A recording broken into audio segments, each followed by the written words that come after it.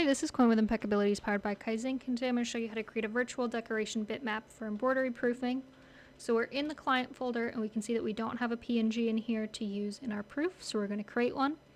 We're going to go into VNC viewer and remote into embroidery's computer. Once we remote in, we want to make sure we're not moving our mouse for a second just to see if they're in the middle of something.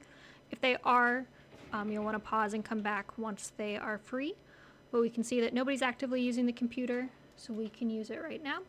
I like to make this bigger so that I can see it a little easier. And then I'm going to go into File, Open Design, Clients. We're going to find the client we want, Embroidery, and then whatever folder the file that we're using is in. So in this case, we want the left chest. They've got 2 in here, so we're going to go for R1, that's revision 1. And then we're going to change it to the color that we want to proof it in. So we want to proof this as all white.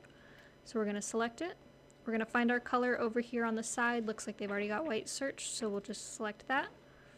And then because it didn't change this gray bit, we're going to scroll up, click on everything that's gray, and do the same thing, change it to white. Now we're going to go back to File, Capture Virtual Decoration Bitmap, 300 DPI, and hit OK.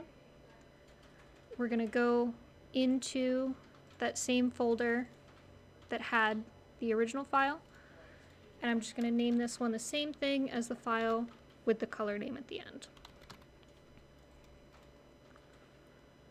So now when we go to create our proof, we've got a PNG that we can use to proof it with. Thank you.